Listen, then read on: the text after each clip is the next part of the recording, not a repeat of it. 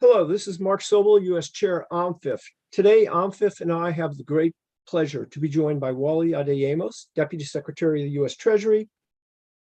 Wally worked in the Treasury throughout the Obama administration before moving on to the NSC staff and serving as the US G7 and G20 Sherpa. At Treasury, he was Deputy Chief of Staff for Secretary Geithner and Secretary Liu. One thing I can tell the audience about Wally is he knew everybody in the building, where they were, what they did, and when something needed to get done, he was instrumental in making sure it got done. Immediately prior to rejoining Treasury as Deputy Secretary, he was president of the Obama Foundation. And I should mention that in 2019, you joined me and OMFIF on a podcast about being a Sherpa. So you are an OMFIF veteran today. So I plan to put questions to Wally and then turn to the audience. Audience questions can be submitted via the chat function, and we'll do our best to get to them. So we have plenty to chat about today. Wally, thanks for joining us. Welcome. Well, Mark, let me say thanks for having me. It's great to be back, joining you again. And let me just say personally, word of thanks to you, because being back at Treasury reminds me of all of the times that I spent working with you.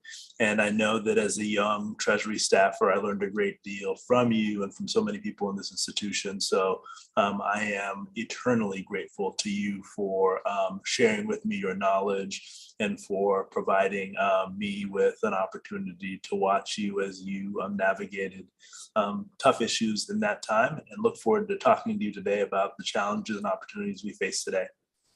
Good. Thank you. You're still young, and for that those kind words, I'll make sure to only ask softballs today. All right. So, well, let's do a little scene setting. It's the week of the IMF World Bank spring meetings. Aside from the U.S. economy, what are the Treasury's key messages and objectives? And hopefully we can tick them off and then dig deeper on them. Yeah, Mark, and I think the truth is that the objective is largely to demonstrate the value of the system that we have all invested a great deal in. As we think about it, the IMF and the World Bank are institutions that were born coming out of World War II in order to promote global prosperity. And the goal of this week is to demonstrate that that system is still the best way to do just that, to provide for global prosperity, but also to demonstrate that in order to take advantage of that system, you have to be willing to live within the rules, norms, and values of that system going forward. And that starts with our first priority, which is addressing Russia's illegitimate invasion of Ukraine. And talking to our allies and partners in the global community about what we collectively need to do to end that invasion, including the tools that we've used that have included sanctions and export controls, but also addressing the crisis that has been created globally by Russia's invasion. As you know well, Ukraine is the breadbasket not only of Europe, but of North Africa and the Middle East. And we've seen an emerging food crisis that has come because Russia is blocking ports in Ukraine and also making it hard for things to move through the Black Sea. So the global community coming together to do that is critically important to us as well during these spring meetings. In addition to doing that, I think the Secretary has been very active in trying to demonstrate the power and importance of multilateralism. And a topic of conversation that we are continuing to talk about with the global community is bringing the international tax agreement that was reached last year into force, and the efforts we're taking with our Congress to do so, but also talking to our allies and partners about the work that they're doing there as well. The two other major global issues that will also be addressed over the course of this week, which include climate change, which, like the last issue I'll mention, pandemic preparedness and global health, is an issue where what we've learned is that it doesn't respect our individual borders or our rules, but rather requires global coordination. And what we have found through the last several decades and today is that ultimately global cooperation is the only way that we can help drive towards the prosperity that we all looked for when we set up these institutions back several decades ago. So those to me are the four major issues: Russia, Ukraine, global tax, climate change, and health security. All of them speak to our need to continue to invest in the system that was created decades ago, and how we do that, we think, is critical to global prosperity going forward. Well, thanks for that. Well, let's turn first to the U.S. economy, something that will be heavily discussed this week. The U.S. rebounded robustly from the pandemic. Unemployment's under 4%. It was almost 15% at one point, but inflation's very high. Opinion polls suggest Americans are feeling gloomy. Some suggest the Biden administration's rescue plan put more support into the economy than it could handle, adding to inflation, though helping to reduce unemployment. So what's your take on the U.S. economic situation? How's it contrasted with developments abroad? And what would you like to tell Americans given their gloom? So Mark, I think you outlined in a helpful way the underlying strength of the U.S. economy right now. And I think that it's important for us to recognize that that strength is born of policy choices we've made, but also the strength and determination of the American people. I think the thing we have to acknowledge for every American, but for everyone around the world, is that the last 2 years of dealing with this pandemic have been quite difficult, not only for our economies, which have struggled due to the pandemic, but also in our personal lives. And it's something that we have to acknowledge when we're talking about the economy and talking about global growth, that we continue to deal with a global pandemic. And one of the advantages we have in the United States is that we're further ahead than many other countries in addressing that pandemic, because we have gotten the vast majority of adults vaccinated, one. And two, through 2 successive administrations in Congress, we have provided the economy with resources to help us get through the pandemic in a way that meant that people who were struggling in many ways were made whole and were able to have the resources they needed to be able to get to this point in the pandemic. There's still work for us to do here. And the thing that we recognize about this pandemic, as I said earlier, is that it doesn't respect our borders, but it is a global phenomenon. And that's why we're invested in ensuring that more vaccines get to countries around the world and continue to address the pandemic in a way that helps protect our economy. Today, we're looking at the COVID-0 policies in China, and the impact clearly will not only be felt in China and in their economy, but it will have spillovers to the global economy. People often look at spillovers from China being through the growth channel, but as we've learned from the pandemic, you've also seen supply chain issues that come from policies that shut down borders in other countries. What I would say to the American people, and what I would say to the audience, is that we're very focused on addressing the concerns that Americans have now, which is high costs.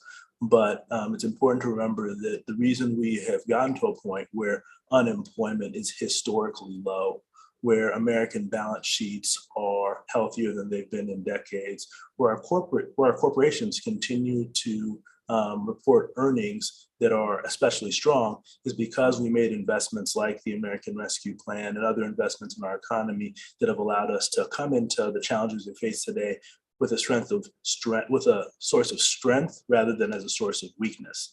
And the truth is, the high costs we face in America are being faced all over the world. High energy costs, high food costs, being driven by geopolitical uncertainties from Russia, Ukraine, being driven by COVID's reopening, are things that are not only being faced in the United States, but being faced in Europe and being faced in Asia and being faced in Africa and around the world. The difference, though, is that because of the investments we've made and the choices we've made, America comes at these challenges from a source of strength rather than weakness. And what we're doing to try and address those challenges or those high costs are doing things like the president's recent announcement of a historic release of the Strategic Petroleum Reserve, which is going to add more oil to the market to try and bring down the price of oil over time. And we've taken a number of steps to try and deal with supply chain challenges at places like our ports, by trying to get ports to stay open longer, getting more truck drivers. But ultimately, as you know well, Mark, the Fed has primary responsibility for dealing with inflation, and we are confident in an independent Fed's ability to meet its dual mandate of full employment and also price stability.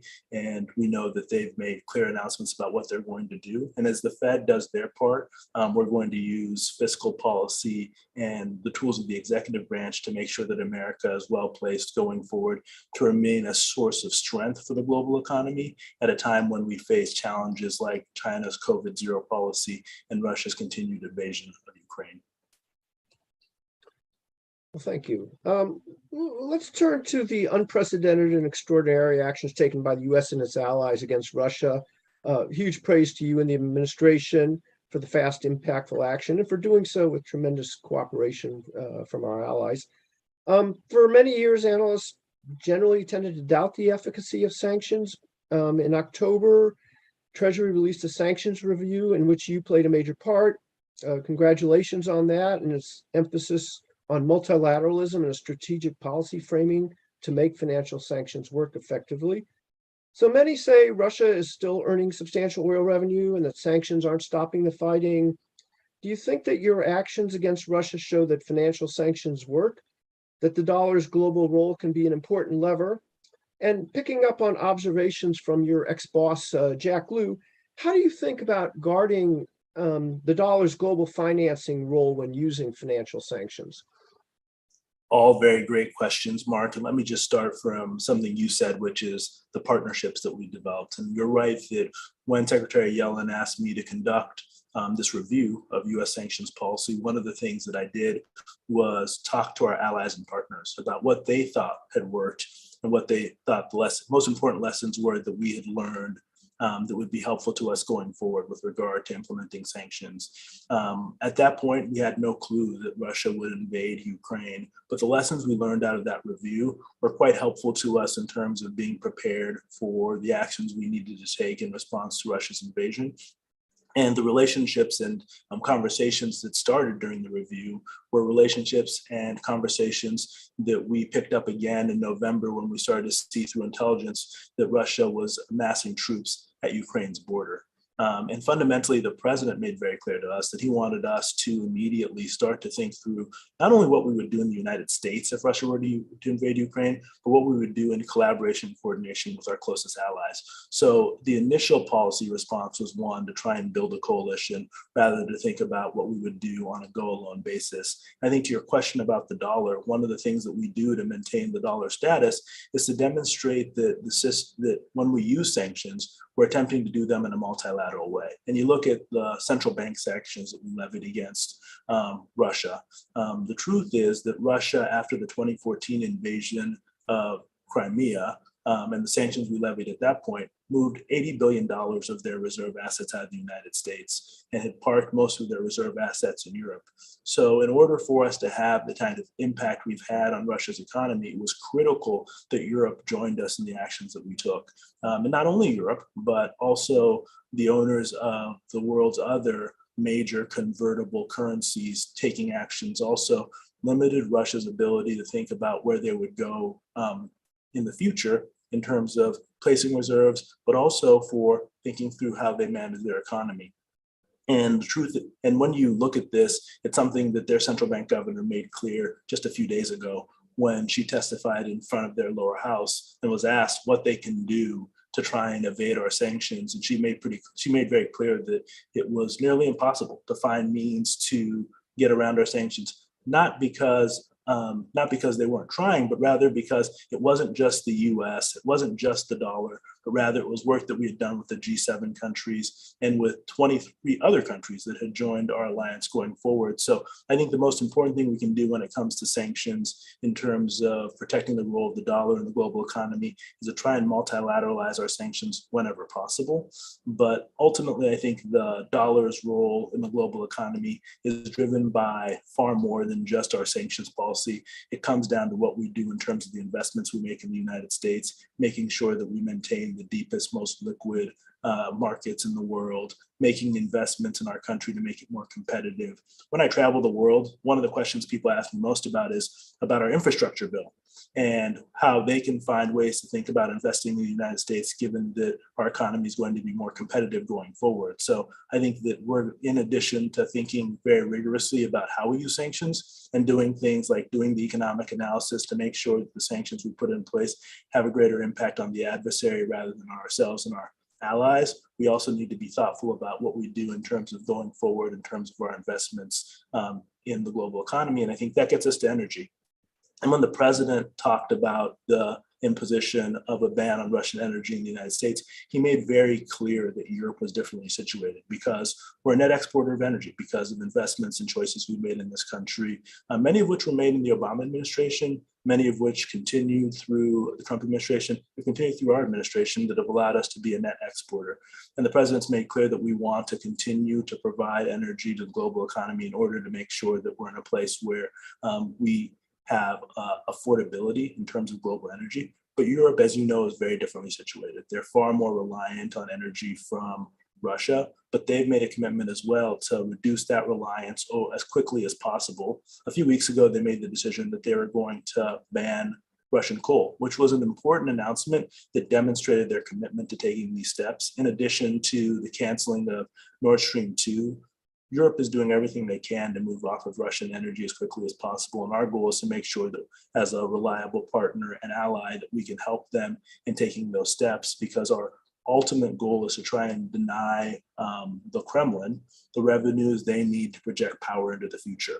What we've done so far with our sanctions regime is force them into a choice between using the resources they have today to prop up their economy or to fund their war of choice in Ukraine.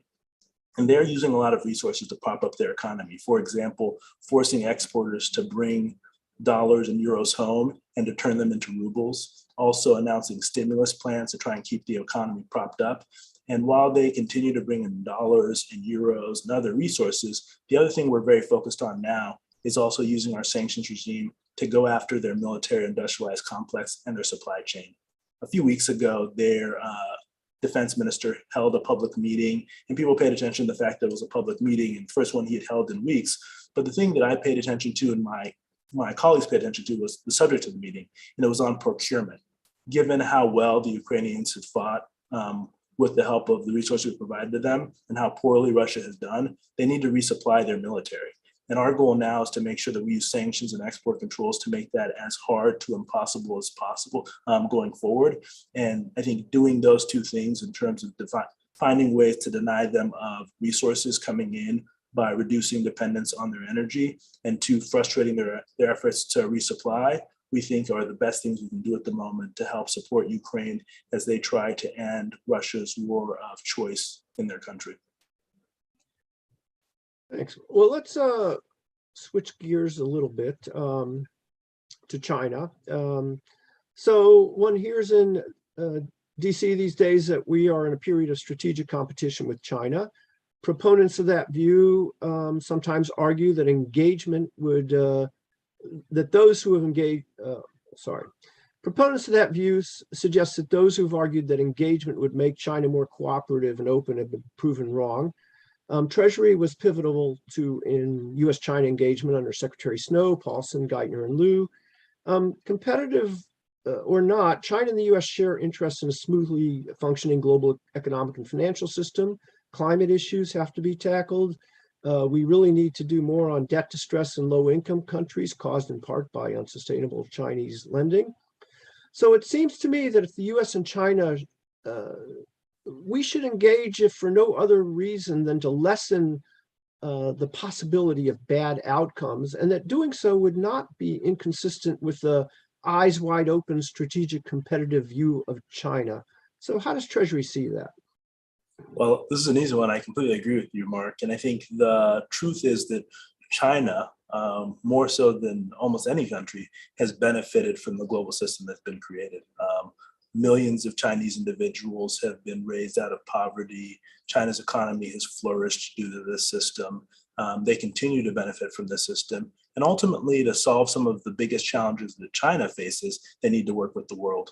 You look at COVID and the public health crisis that's created. It's not only a crisis in China, it's a global crisis. The only way that China knows that it can be solved is by working with the rest of the world. You look at climate change. I remember being in Beijing and seeing the impacts of climate change there as you saw brown snow kind of falling to the ground. And I think again, that's a place where China working closely with the global community is going to be critical, including the United States. And I think ultimately it is to both of our countries' benefits to work on a range of issues together as part of a larger global community going forward. But I think even in areas where we have competition, the key is going to have to make sure that that competition takes place on a level playing field, ensuring that we're playing by the same rules of the road. And I think that is the place where we're going to have to continue to have conversations, and we'll have to like manage our conflict with China. But my sense is that this is not just a US-China issue. It's a China global issue, because the same competitiveness that we seek to have with China is a competitiveness that companies and economies in Europe want, and companies and economies in Asia want. And the goal is that for China to not only enjoy the privileges of being part of this global system, but also to make sure that they address the legitimate concerns that countries have with regard to the ways that they manage their economy internally. I think you can do both of those things, working together on the challenges we face globally, while also addressing the legitimate issues that other economies in the global economy have with the way China has managed its economy, and in lots of ways has done so in a way that creates competitive disadvantages for countries around the world. My view is that this is what we have to do in order to make sure that we're in a place where our workers and our companies are able to have fair access, not only to China, but to global markets around the world, but at the same time ensuring that our country and the global economy is protected from some of the downside risks that come from crises like the pandemic, climate change, and a number of other national security issues that we have to work with China and the rest of the world on addressing. Okay, well, let me switch gears again, and let me put a last question to you, and then we'll take on the audience questions. And it's probably not the question you often get these days, but so Dodd-Frank created the Financial Stability Oversight Council to identify and tackle risk to our financial system. Something you worked heavily on in your earlier days at Treasury. I worked on the Financial Stability Board, and we had to align what we did with where the US was headed on Dodd-Frank. So undoubtedly, the FSOC is working on crypto assets, stable coins, questions about digital currencies and the like. There was the President's Working Group report on stable coins. I know FSOC is studying climate risks. I had a good session with John Morton a few months ago. And also during the crisis and the pandemic, we saw that non-bank financial intermediation still posed major risks to our financial system and thus to our economy. We regulated the banks, and activity gravitated towards non-banks, creating the potential for gaps. So can you tell us a little bit about the role the FSOC is playing these days, particularly in these digital climate non-bank areas? Yeah, I think Mark, you hit on a number of the key priorities for FSOC, and our Undersecretary Nellie Yang. Nellie has been playing a key role here in terms of driving our policy when it comes to the FSOC. And I think the goal for us has been to try and do four things that fall into, I'd say, two buckets. One is continue to pay a great deal of attention to the traditional financial system to ensure that risk there is not growing in ways that we don't see, but also, as you've mentioned, to look at the non-bank financial sector, where because we, through Dodd-Frank, did a great deal to regulate the traditional financial system, a lot of risk is potentially migrated.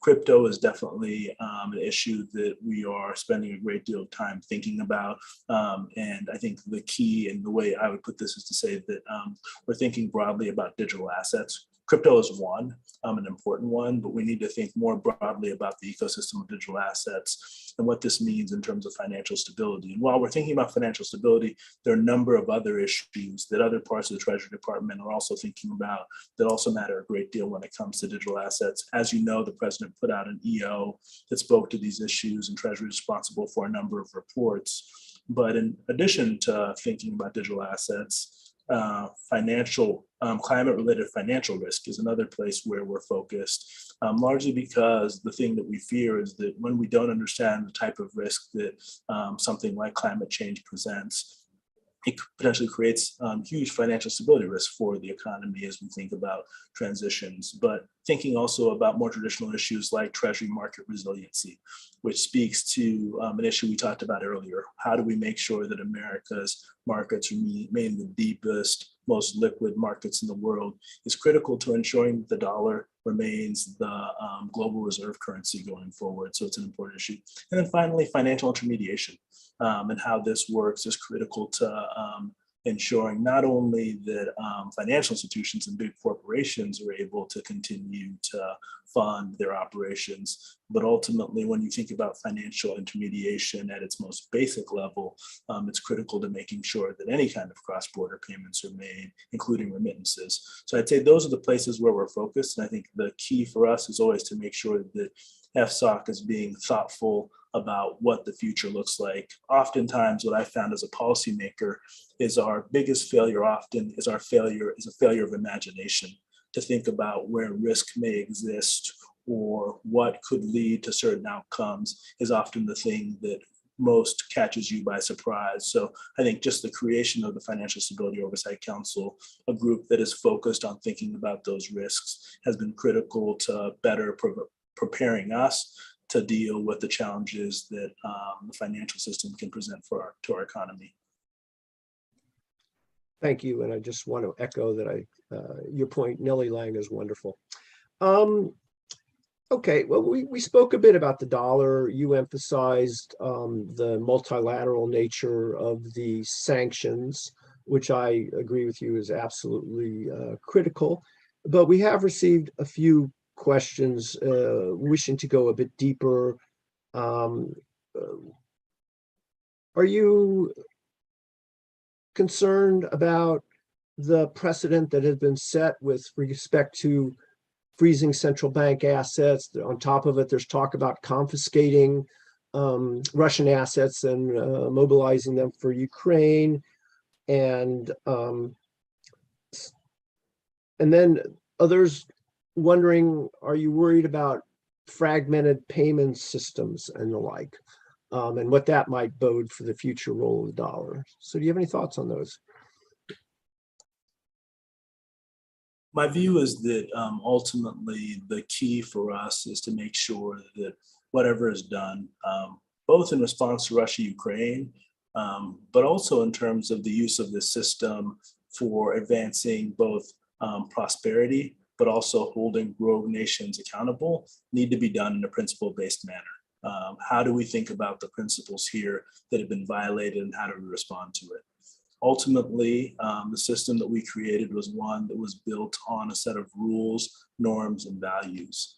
And what we have communicated clearly to Russia is that invading a sovereign country is something that violates those rules, norms, and values. And one of the critical things for us and principles the president had set out was the importance of working not just as the United States, but working with a large coalition in a multilateral way to ensure that we sent a clear message to Russia, but to others that ultimately, taking steps like this, you will be held accountable to do them. I'm not going to talk about what we may do in the future in terms of Russian assets, but what I will say is that the decision to freeze Russia's central bank assets was not one that was reached lightly. It was in response to Russia's illegitimate invasion of Ukraine, something that all of us will remember Russia said that they were not going to do, something that has largely now led to spillover effects that don't only impact peace and stability in Ukraine, but has led to higher energy and food prices around the world and has led to instability that will have global repercussions. I think it's important for us to remember that Russia was the one that violated the principles that we had all agreed to. And it's important for us when someone does that to hold them accountable in certain ways. And that's why ultimately these group of countries decided to take these actions with regard to Russia's central bank assets. But the thing that I'll say about sanctions policy as well is that one of the things that we found in the review that we conducted that was it's also important that you make very clear to adversaries what they can do to stop or reverse sanctions that you've put in place. And what we've made very clear is that we're going to continue to use sanctions and export controls until Russia's invasion of Ukraine stops and potentially reverses.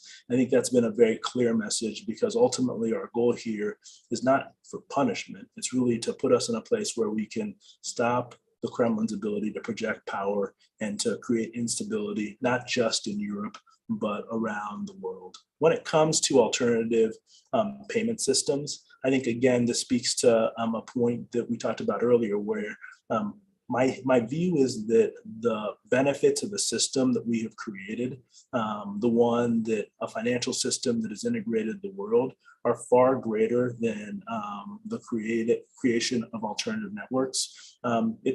There are going to be alternative routes of payment. Some of them will be small.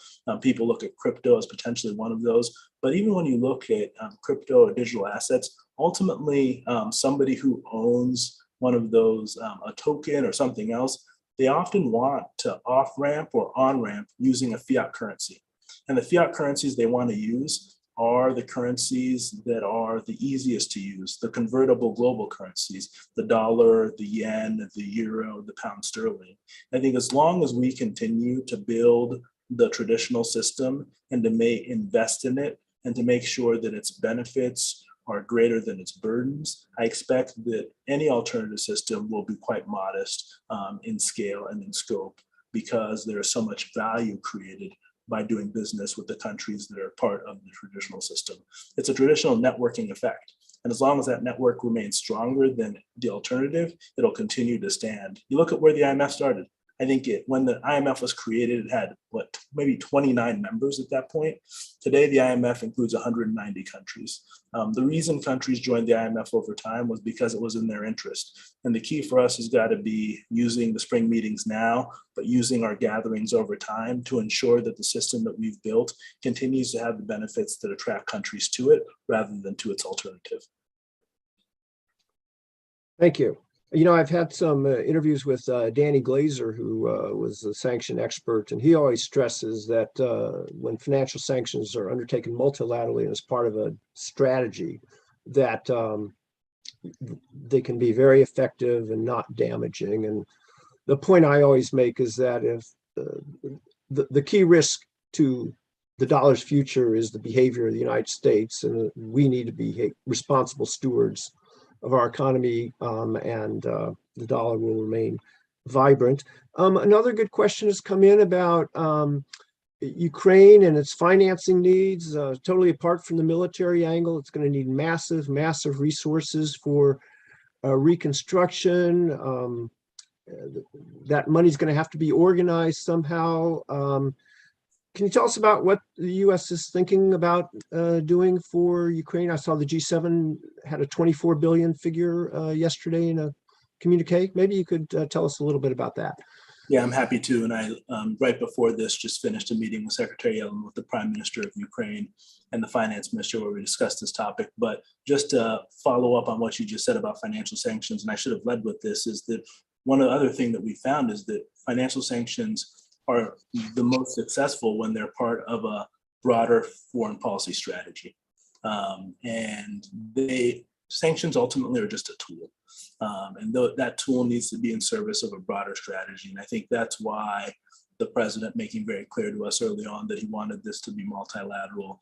And it included not just sanctions, but also diplomacy, and also some of the other assistance that we provided to Ukraine is what ultimately will make, we hope, this foreign policy strategy successful. But that's got to be true of future sanctions as well, because that's, as you said, Mark, ultimately the thing that will keep the dollar in its role in the global economy are the choices we make in the United States. And those choices being driven by a strategy is critical to us going forward.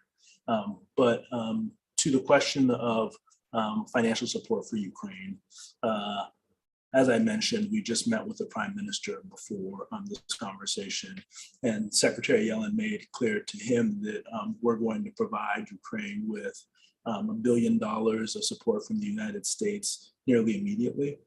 We're committed to continuing to work with Congress to find ways to continue to support Ukraine's economic needs. Later today, the Secretary and I will be joining leaders from finance ministries around the world for a conference being hosted by the World Bank to talk about how we can help meet Ukraine's immediate needs. And the way I think about Ukraine's needs at the moment is to think about what are their immediate budgetary needs to make sure that they can meet payments to pensioners, to civil servants, to other people, to keep the economy running while they continue to fight to end Russia's war of aggression in Ukraine. But Ukraine is going to have a far larger need over time to reconstruct the country. And that's going to require bilateral assistance, but also multilateral assistance from some of the international financial institutions and some of the other entities around the world. That's something that we need to think about and talk about and plan for. But at the moment, our goal is to make sure that we meet their immediate budgetary needs to support them as they continue to fight off Russian aggression within their territory. We've been in contact with the finance ministry and the IMF and the World Bank, and we look to the IMF and World Bank to help us figure out what the numbers look like over the short term, working closely with Ukraine.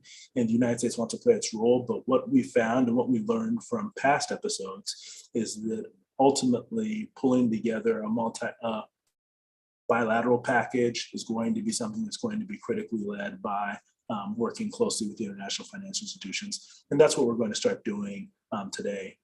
Over the last several years, we provided a great deal of assistance to Ukraine's economy.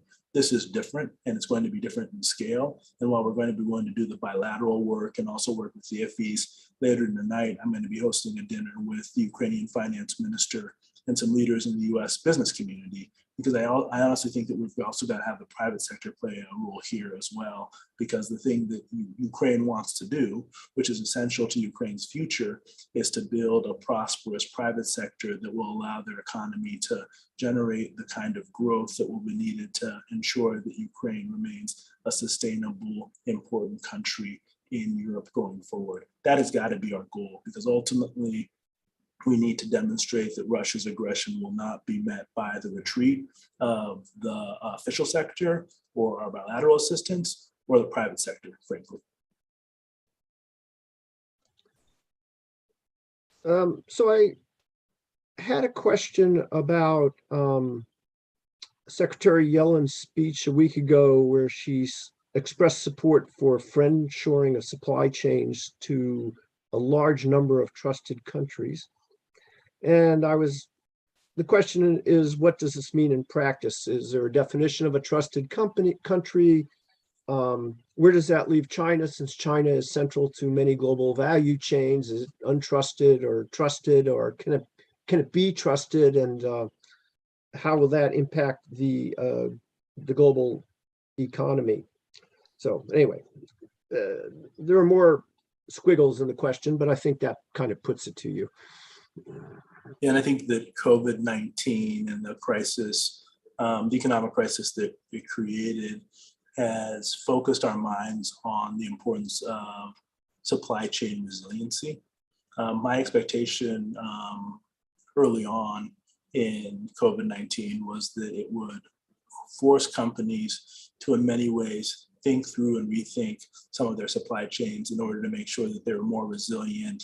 They had the ability to move from one jurisdiction to another quite easily, which in some ways will increase the cost of the supply chain, but will also reduce the risk that that supply chain will be disrupted.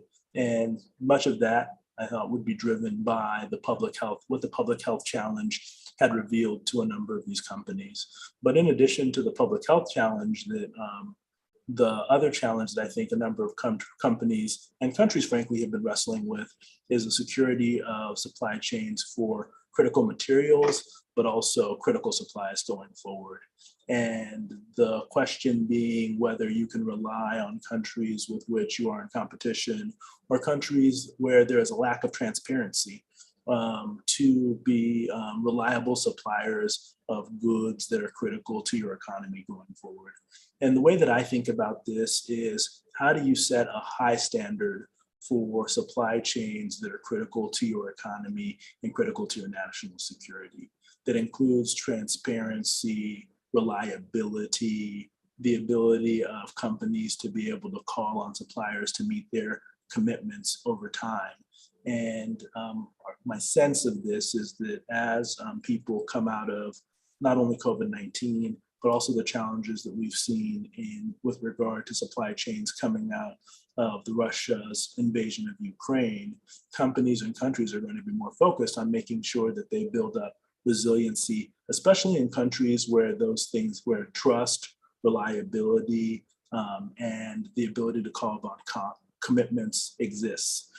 Doing this in a more organized way, I think, is something that we're likely to see. But I think that when I think about friendshoring, that's how I think about it. Okay, with time running out, I'm going to ask you one last question. It's a very Sobel-like question. So I spent a lot of my career working on the G7. And we kind of realized in the 2000s, the seven didn't have the clout to steer the global economy. We had a global financial crisis, and we kind of shifted to a G20 world. You and I spent many hours on planes going to G20 meetings. Now, but the ground has shifted under the G20. We saw Russia's invasion of Crimea. We've seen China become more assertive and aggressive, and we saw the Trump administration. We've seen that outside of China, the BRICS didn't perform that well. And so now you have Russia, Ukraine, and with US, China. So the 20 is disrupted. But that leaves questions about global governance and how you steer things forward. How do you steer global governance forward if you have a seven, which is good among a small group for things like sanctions and crypto and cyber, but not for the broader steering, and you have a broader steering group which isn't able to do so these days? It's a great question. And on a lighter note, last night I had dinner with someone we both know, Trish Pollard, and she was talking about some of our trips to G20 meetings, and especially to Australia, and how hard and how far it was from the United States.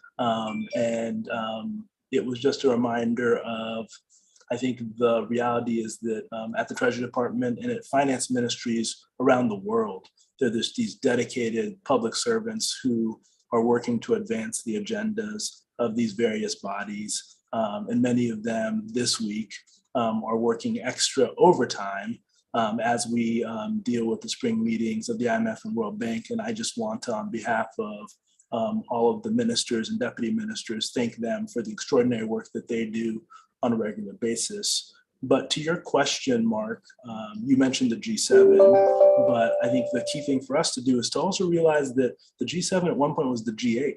It included Russia.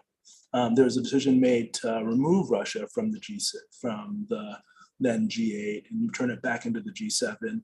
And while you're right that the G20 covers more of the global economy and is more diverse, the G7 still represents a huge part of the global economy. Has the ability not only to set policy when it comes to things like sanctions, but I would argue that the G7 meeting hosted by the UK was critical to unlocking progress on the global minimum tax. And I think that the way I've thought about this is oftentimes getting to an agreement amongst your closest allies is critical to building agreement around the world on a number of critical issues. But to the G20, I think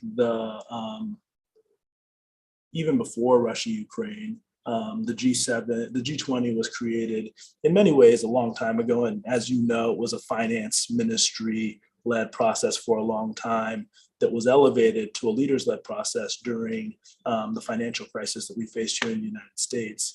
And my sense is that ultimately the G20 remains a critical forum because it represents so many critical economies in the world. But it is hard. It is a harder place to get things done. But when they do get done, it is quite useful to moving forward. The example that I always turn back to was during the Obama administration. One of the things we were focused on doing was getting entry into force of the Paris Climate Agreement. And while this was not squarely in the G20's court because it was an issue that was being driven by the UN, we knew that in order to bring this into force, it would require us to get a number of the G20 countries aligned in this. And we used the G20 as an opportunity to have those conversations, not only on the sidelines of the G20 leaders meeting, but also as an opportunity to talk about the importance of all these countries coming together to solve some of the biggest global challenges we had. So I still maintain that there is a need for an economic forum like the G20, where major economies around the world can get around the table to solve global challenges. It is hard to solve regional ones in some cases, or those that involve countries within the G20. When you think about issues like climate change, global taxation, the pandemic, these are all issues that those countries that are gathered around that table at the G20 care deeply about, because they recognize that they're challenges they can't solve within their borders. So it is in their national interest to work collaboratively. And when there are economic issues, they're often easier to deal with in a body like the G20 than in some kind of UN setting, frankly. And to use the G20 as a setting to drive a momentum and progress for major global issues like that. So I do agree that at the current moment, things at the G20 have changed, and we're going to have to work out the modalities of what that change looks like. But I think the experience of seeing what happened with the G8 to the G7 leaves me with hope and an understanding that all the way to continue to use these bodies to advance our shared global priorities. Thank you. I agree. The 7 has this utility, the 20 has this utility, and ad hoc groupings have their utility, and you need to exploit all of them, and it gets more complicated the messier things are. I remember the plane trip back from Australia, sitting across from Wally Adeyemo, and I have to say that Wally is super talented, but there's an extremely talented Treasury team behind him. He mentioned one of them, and they're fantastic, and they won't speak to me if I don't say that. And lastly, I need to let you go. You've got important things to do. I want to thank you for joining us today. Thanks to Wally Adeyemo, Deputy Secretary of the US Treasury. Thanks for having me, Mark, and thanks for everything that you do. Thank you.